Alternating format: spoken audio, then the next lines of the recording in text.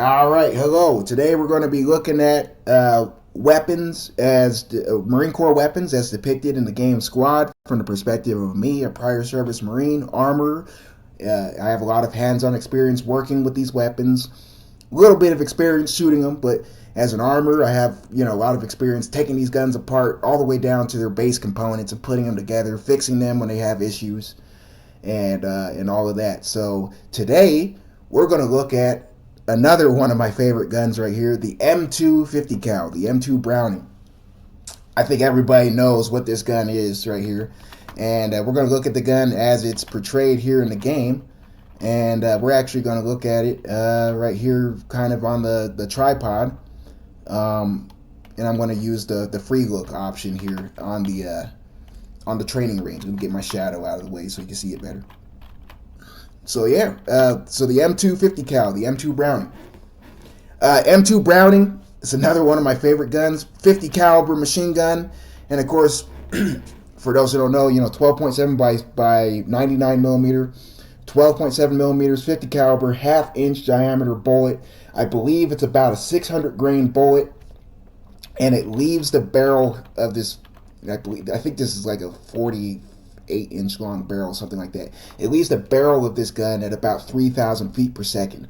That's the same muzzle velocity as a 5.56, which is a quarter-inch diameter bullet that weighs 55 grains, or in military configurations, current military configuration, 62 grains, out of an M16. So this is a bullet that is about 10 times the mass and twice the diameter. That has the same muzzle velocity as an M16 bullet. This machine gun, I don't think I have to explain how legendary this machine gun is, to be honest. Everybody knows what the 50 cal is, or the caliber 50 for my Commonwealth friends out there. So yeah, we're going to look at it, how it's depicted in the game Squad. So right here, you're going to have it in a pretty typical Marine Corps configuration. It's an M2A1 on a tripod, and it's actually interesting that they have the M2A1. So what I was in, we had M2s and we had M2A1s. And M2A1s are upgraded versions of the M2s. And so an M2 can be upgraded to M2A1 standard, or it could be newly produced as well, right? A lot of these guns are still being manufactured, actually. So I'm pretty sure that they've all been M2A1s for a long time, to be honest. So I'm not really sure how many M2s are left in U.S. military service, because when I was in, M2A1s were pretty prevalent. But the difference between an M2 and an M2A1 is the M2 doesn't have this muzzle device here. It doesn't have this flash hider on the end of the muzzle. It's just a regular it's just a normal muzzle. It doesn't have any muzzle device at all. It also doesn't have the carrying handle for the quick detach barrel, and the barrel is kind of something I'll get into later. And there's also some changes made to the feed mechanism right here as well. And I'll get into that detail later. I'll kind of try to organize how I talk about this gun. So let's kind of go from back to front. So M2A1, you have your spade grips right here. So these are the grips that you actually hold on to when you're shooting the guns. So you grab those grips, and you have your butterfly trigger right there. So that trigger is, you just press it down with your thumb, and it fires the gun. Now this trigger in the middle of the gun is in the middle of the trigger right here is actually it's a semi-automatic bolt release. So there's a mode that you could put this gun in to where when this latch is released, when it's in the up position, if I remember correctly, when the bolt goes back inside the gun, it locks back. Excuse me. The bolt locks back, and then you have to press this button down in the middle in order to unlock the bolt, so it goes back forward. And one thing about the M2 is, most machine guns are going to be open bolt, so that means that the bolt is locked back, and when you pull the trigger, the bolt goes forward, fires the round, and then comes back. So when there's no round that's chambered in an open bolt machine gun. The bolt will strip the round off the belt, chamber it, fire it, and then come back when you squeeze the trigger. Whereas closed bolt, the bolt is forward with a round chambered, and when you fire it, the bolt will go back and then come back forward and chamber around and wait for either you to pull the trigger again or for the sear, like if it's auto sear for a machine gun or whatever, to fire it again. So the M2, which is kind of rare for a machine gun, is a closed bolt machine gun. Now, of course, why do you want an open bolt machine gun? Because machine guns get hot. Machine guns are fully automatic, so they get hot. And if there's a round sitting in the chamber, that chamber is going to be really hot. And if it gets hot enough, that round's actually going to set off by itself just from the heat in the chamber. So it's a safety issue having a closed bolt machine gun, because when you get that barrel hot, the gun's just going to be firing itself after it gets to a certain temperature, which isn't ideal. But the reason why John Browning designed the M2 as a closed bolt machine gun, and actually the M2 was designed in the late 1920s, the early 1920s. Actually, I believe 1921 is when it entered service, if I recall correctly. It was designed at the time, when the M1919, the 30 caliber machine gun, it's not exactly, I mean, it is pretty much a scaled up version of the 30 caliber M1919, which isn't in this game because that gun is ancient. This is a modern game. You won't really see M1919s anymore. But it's a scaled up M1919, which is also closed bolt, and it's also a scaled up M1917, which is also closed bolt, the water cooled gun. So why did he do closed bolt? Well, because at the time, this was during and right after World War I. These machine guns were designed to be universal machine guns. So the M2 was designed to be a universal heavy machine gun. So not only was it designed to be on a tripod in the infantry configuration, like you see it here, kind of, but it's also designed to be mounted on any kind of vehicle and on airplanes, very importantly. And the thing is, at the time, that a lot of the machine guns that were mounted on airplanes were mounted on the front, the cowling of the airplane, where it had to fire through the propeller of the airplane. And in order to make sure that you don't actually shoot your propeller off when you're shooting your machine guns, oftentimes the machine gun would be hooked up to a cam mechanism, an interrupter that will stop your machine gun from firing if the propeller is about to cross in front of it. So this was very typical in World War One. So a lot of your World War One fighter planes had machine guns mounted on the front and they had the timing mechanism to prevent you from shooting through your propellers. So coming out of World War One, when this machine gun was being designed, that was just the way that airplanes were mounted machine guns. It wouldn't be until later that machine guns would typically go into the wings of airplanes, and the reason for that is because later on you would have more solenoid fired machine guns. Would get more reliable, for one, and for two, you would have a solenoid fired machine gun, so you'd use an electric solenoid to pull the trigger instead of your actual hand or a lever or something pulling the trigger. And also some wing mounted machine guns, like in what you would see in World War II, would also have some type of electric mechanism to cock the charging handle. So just in case you have a misfire or some kind of malfunction, you could electronically charge your gun remotely without touching your gun. But, in World War One, these machine guns, they had to be accessible to the pilot. So that's why those machine guns in World War One were right there in front of the cockpit. There might be a lever or something that connects a trigger somewhere in the cockpit to fire the machine gun. And if there were any kind of malfunctions or you had to reload it or whatever, you have to actually be able to manually access a machine gun. So this was really designed with World War One kind of in mind. That's why it's closed bolt, without going too much on a tangent.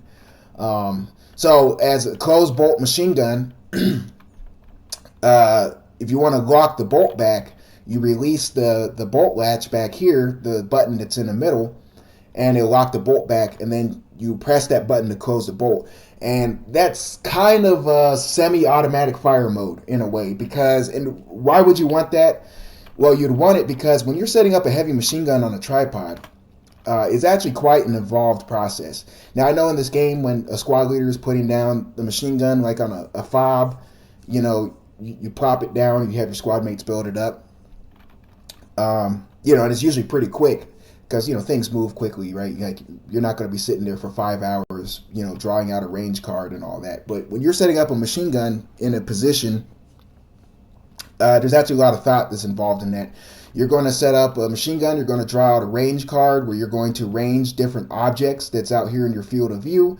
So that way you know that, hey, that wreck over there, that's 400 meters away, and that tower, that's 250 meters. And you're going to have your left and right lateral limits as well. So that way you're not, you're overlapping with other machine guns that are also looking in the same direction, but you're also making sure that you're covering your sector of fire as well. So there's a lot of thought involved in that. And so when you do that, you're going to want to be able to range and zero your machine gun. And having the semi-automatic option is very useful for that. Now, your machine gun's probably going to be zeroed already because that's something you probably should have done prior. But it does help to have the semi-automatic feature to where you could shoot at an object and you could kind of get the range from shooting at the object because you're going to be shooting tracers because it's a machine gun. And also it's good for zeroing too. So whenever you're zeroing the sights here or zeroing the optic, which we'll look at right here, this is a pretty typical optic for a 50 cal and M2.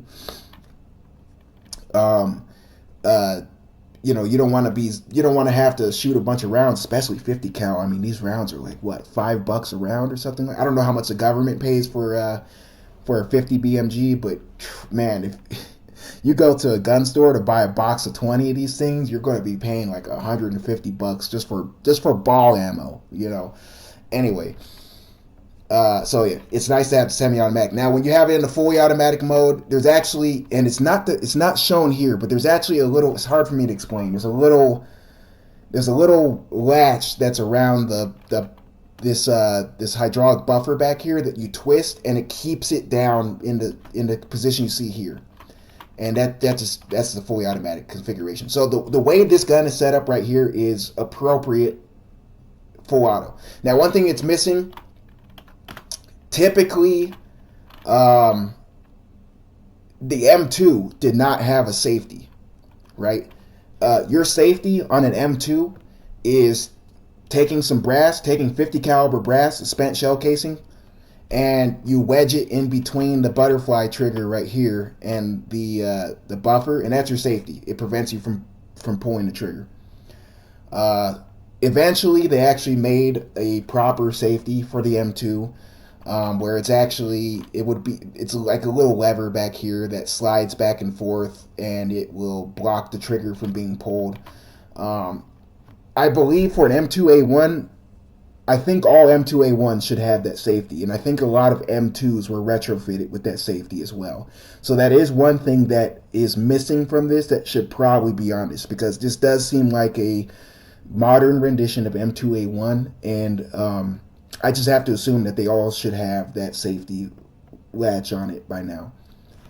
But yeah, other than that, this is perfect. And this latch right here allows you to take off the spade grips for a receiver. When I was looking at the M240 in another video, it's kind of the same thing. How that buttstock slides into the back of the receiver. The spade grips here slide into the back of the receiver. And actually, the spade grips on the vehicle-mounted M240 is not too much unlike this, actually. And, while I was talking with the M240 as well, you can just see the Browning design right here. The receiver is that boxy construction, that thick metal plates that are riveted together. And I believe they're also welded in some points as well. I mean, look at the M240 and look at this, and just look at the similarity. And also, look at a historical M1919 or M1917, or even a BAR. Less so BAR. Again, BAR is a machine. It's a milled receiver, not blocks, not plates welded together. You have the charging handle right here. Charging handle interacts with this this kind of nub that sticks out of the bolt, and that's actually the back of the bolt. Let's see, can I actually go inside? They actually model the bolt. And they actually model the bolt in this gun. This is exactly what the top of the bolt looks like. So it's a bolt, and this is the arm that grabs the rim of the round, and as the bolt goes back, the arm pushes it down into the chamber and chambers it and comes back forward. In addition with this ramp, there's a kind of ramp here as well on the top. And that's something we could kind of look at a little bit when I'll hop on the gun and like load it and shoot it, and we could kind of look at that. Right here, you have this optic right here, and this optic looks very familiar. It looks exactly like a Trigicon ACOG RCO. Now it's not an RCO. It looks exactly like a TA31 RCO, but it's actually this optic's actually designed for a 50 cal. They didn't just slap a M16 RCO on here. This is actually made by Trigicon for the 50 cal, and in fact, if we hop on the 50 cal real quick, let's go ahead and load it.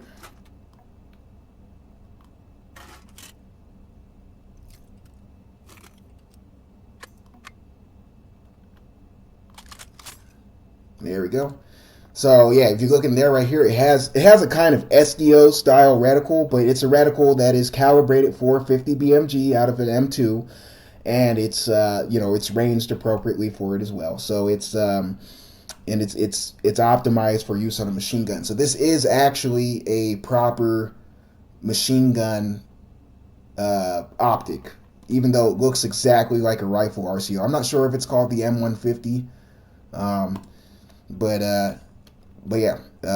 So it is a proper, and of course, the range does work. So let's see. Let's go get 500. So 500 meters right there.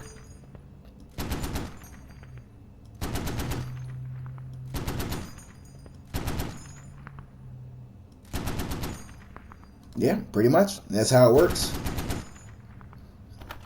And so let's look at it again from the free look.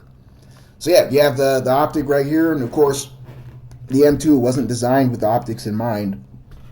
So you have this kind of crazy contraption here that attaches it to the receiver, which is appropriate. Now, I never really messed with the optic with 50 cals. Most of the 50 cals I messed with in the Marine Corps were vehicle mounted. So they were like the 50 cals that were in the AAVs. I think in another video I said that I messed with M240s on the AAVs. I don't think AAV has a 240. I think it has a 50. I think it has an M2 and the Mark 19. But yeah, the 50 cal is mounted in the AAVs and whatever, vehicle mounted. I mostly mess with solenoid fired 50 cals. In fact, here they don't actually have a special vehicle version of the 50 cal. It's a universal machine gun receiver. So the solenoid will actually attach to the side, and it interacts with the bolt, the sear, through one of these holes on the side. One of these, if I can not fly around, one of these square holes on the side. So that's mostly what I use. So it wouldn't have an optic on it because that 50 cal would be 0 to whatever turret the thing is in. But yeah, and then of course underneath you have your iron sight, and actually the 50 cals on the vehicles in this game have the iron sight instead of the optic. So yeah, right there you have your top cover as well, your 50 BMG, and of course these are big rounds, 12.7 by 99 millimeter. Now, one thing that's different from the M2 and the M2A1, let me go ahead and fire off the rest of this belt.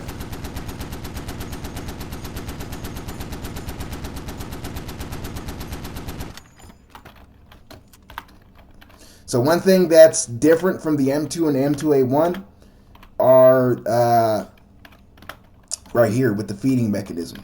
So this right here is a little... These two little sectioned rectangles down there, it's I forgot what the exact nomenclature is, but it's like an interrupter for the belt. So what it allows you to do is it allows the belted ammo to clip over it and to lock it into place, so the feed pause can could pull it in, and the bolt can drag the rounds and pull the rounds out and all that stuff. On the M2, this was just one piece instead of two. On the M2A1, it was made into a two-piece mechanism like what you see here. And the reason for that is because, I think over many, many years of service with the M2, there were some issues. I'm sure that this happens on very high round count guns. But there were some issues with that one-piece interrupter, I'm just going to call it, breaking, developing cracks, getting stressed, whatever, some stress occurring or breaking the pin that holds it in there. So they decided that if you make it into two pieces, you're going to alleviate a lot of those issues. So this is a M2A1 feature right here, this two-piece interrupter right there. So that's very typical M2A1. So yeah, that is actually, that's interesting that they add that into the game. It's a very minute detail, but that's one thing I look for when I'm looking at a 50 cal to identify it as an M2 or an M2A1 are those. Now another thing is with the barrel right here.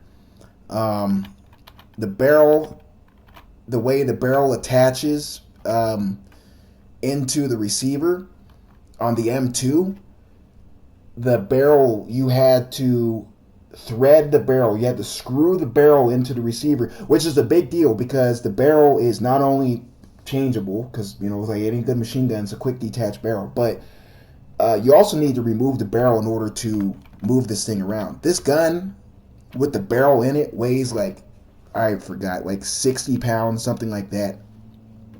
It's not practical to carry this thing around with the barrel in it. Now, of course, you're not going to carry it around in the infantry configuration, but you are going to carry it around to set it up on a tripod, or you're going to carry it disassembled up to the vehicle, and you're going to mount it on the vehicle and put the barrel on once it's on the vehicle. Same thing with the tripod. You're going to put the barrel on once it's on the tripod. Now, obviously, here on the tripod, this gun had to get here to the tripod, so that means that somebody had to pull this thing out of a vehicle, hike some distance, and imagine if you're playing this game, right, in a match. You set up a fob on a hilltop. Well, in reality, somebody had to carry that 50 cal to that hilltop to put it on the tripod, right? When you're carrying that 50 cal, you're not going to have the barrel in it when you're carrying it. You're going to carry it disassembled with the barrel out, and a separate person is probably going to carry the barrel. Separate person's going to carry the tripod. Separate person's going to carry. It's a team effort to move this thing around and set it up. So anyway, my point is, when you put that barrel back in, so dudes who use the M2s, they're taking the barrel in and out of the gun all the time, is what the point I'm trying to make. So when you put the barrel back in on the M2, you have to screw the barrel back in, and at a certain point, it's going to be it's going to have a ratchet to where it clicks in as you're screwing it in, so that way it can't unscrew itself. It's like a ratchet kind of system. But the thing is that when you screw the barrel in, the barrel has to be head spaced.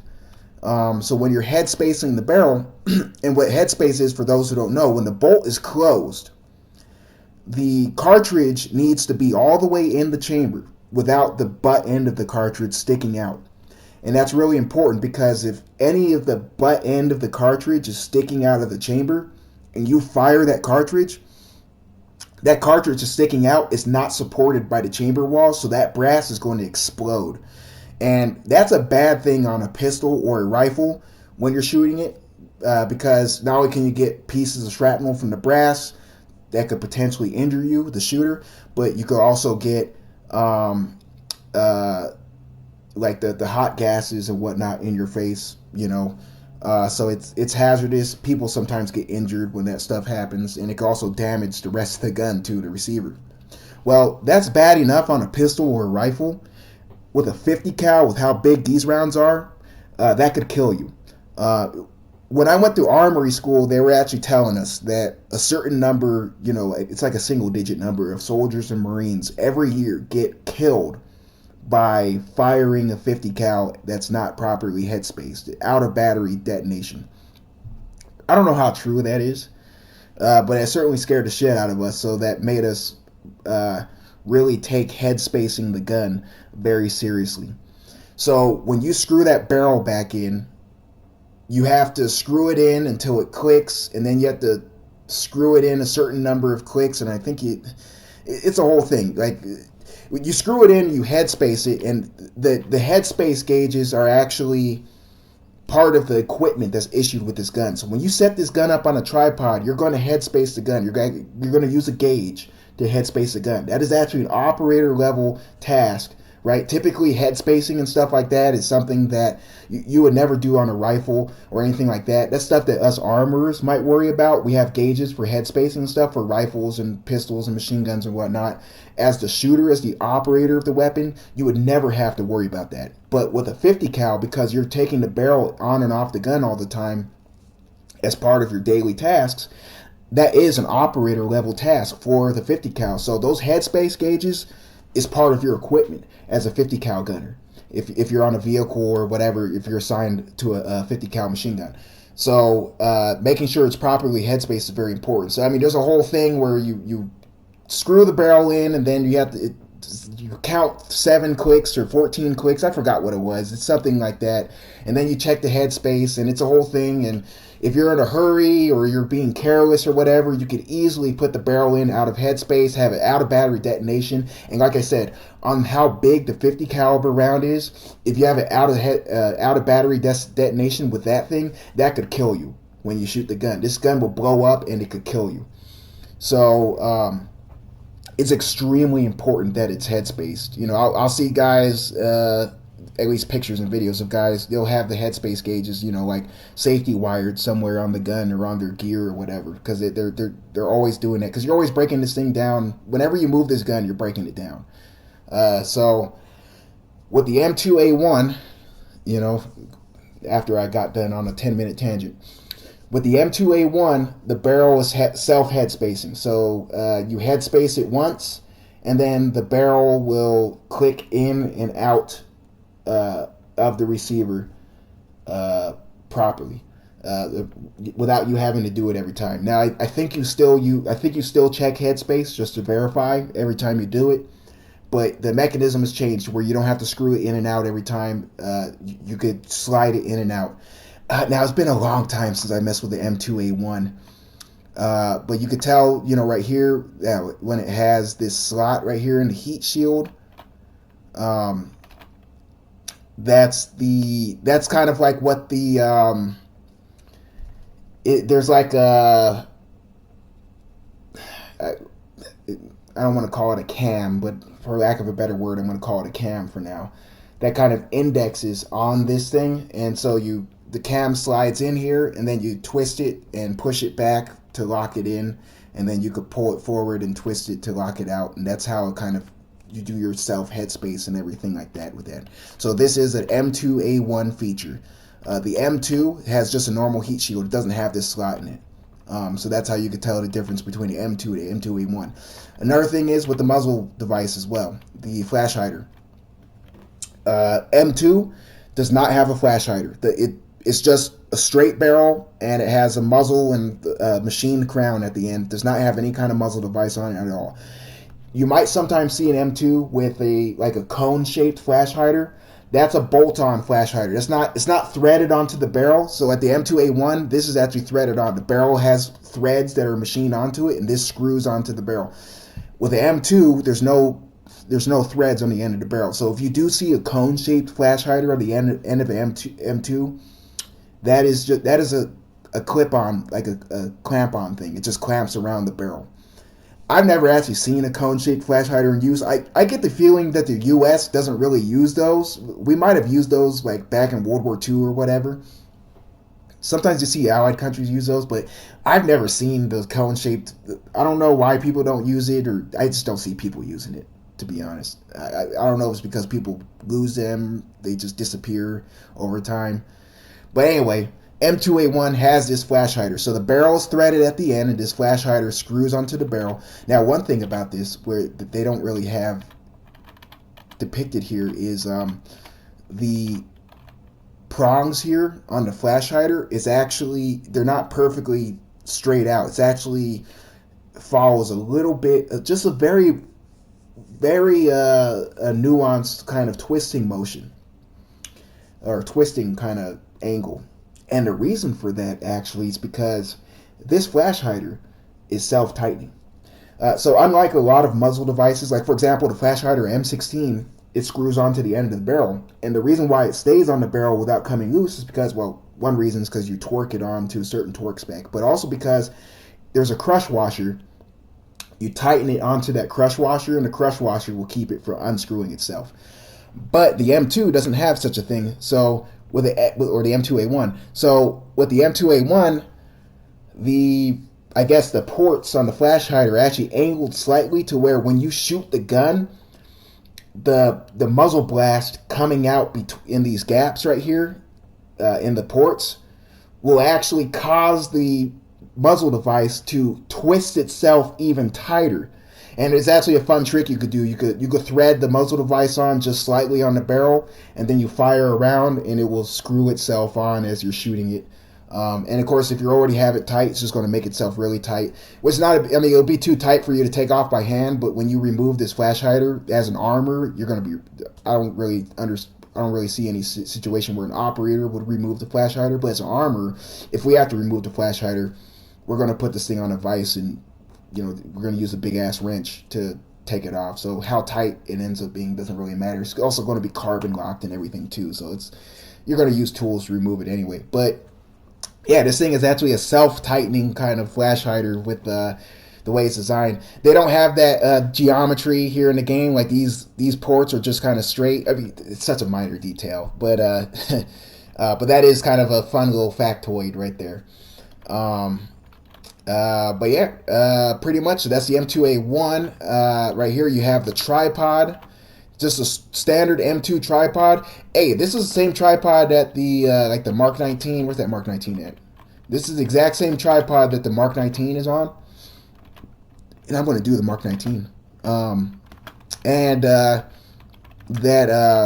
you would put, you could put an M249 saw or a freaking M240 on this as well, right? This is a universal tripod for any kind of basically, and this is the same tripod that we've been using in World War II, Vietnam, all of that. Same thing with the 50 cal. The M2A1 is relatively new. I don't really know exactly when it was introduced into service, but the M2 has been around since, like before World War II. And of course, in World War II, the U.S. military, we put M2s on everything. We put on all of our tanks and not helicopters. We put on our tanks, our airplanes, everything like that, all our ground vehicles, and that's even the case nowadays too. You can see here. Let's look at the Marine Corps vehicles. What you have right here, you have an M2 right here on the M1 Abrams right here. And in fact, there's actually, I'm not going to go into a tank discussion. We'll talk about this some other time. M2 is going to be right here on the AAV as well. So you have a M2 and a Mark 19 side by side. And you have M2s obviously on your MRAPs. They're going to have M2s. This is a Crow's M2. Crow's stands for, I believe, Crew Remotely Operated Weapons Station. So it's basically a remote turret for a 50 cal. So instead of a guy being up here manually manipulating the gun, oh, by the way, this is the iron sights I was talking about. You see, right here it's a remote thing. It's going to have a camera. It's going to have a daytime camera and a thermal camera as well. So yeah, vehicle mounted M2s, obviously on Humvees as well. Most of the vehicles I messed with when I was in the Marine Corps were Humvees because I was a pogue. So, I didn't really mess with any MRAPs and stuff because all the vehicle stuff I ever did was in garrison. And Marine Corps still has a ton of Humvees we use in garrison. So, but yeah, that's 50 cal, the M2A1, as depicted in the game. As you can see, they've done a really good job with this gun in the game. I'm a huge fan of it, and you can just see how powerful this is. I mean, the bullet, the 50 caliber bullet, is just so powerful. This thing has such a long range. It's very accurate as well. Now, one thing that's I would say is kind of missing is on the tripod. All the tripod guns in this game are free gun, right? Typically on a tripod, you're also going to have your T&E hooked up. So your T&E is your traverse and elevation. It's going to be a little mechanism that actually hooks up in the back. This little protrusion here on the bottom should have a hole through it. And the T&E is kind of a little mechanism that allows you, that actually locks the back end of the gun to this bar down here. and it makes it so that it's like a little gear thing. So you have some wheels that you use to traverse the gun left and right and up and down. So that way you could make really precise and fine adjustments, mechanical adjustments to aim your gun. So I mean, you could there's a lever where you could tighten the T&E down and then use the T&E to adjust the aim on your gun, and you could throw that lever to release it, so that way you could free gun, which is pretty much what you do in this game, right? When you grab this gun and you're swinging it around the way that you are, you're free gunning it, right? So, but you know, there's no option. I don't. I've never met a video game that had an option to use a T&E, but yeah, there's you know, free gunning it, but you could really, if there were a T&E, you would really be able to exploit the extreme accuracy that machine guns can offer. But you know, here you just free gun it, which is fine. And it's the same thing. You know, like I said, it's a universal bipod right here, so it's you know, for all pretty much all the U.S. military's heavy weapons, the M2, the Mark 19, everything else like that. But yeah, pretty much that is the M2 as depicted in Squad. I think you did a great job. Really fun gun to use. And I'll see you next time. Appreciate it.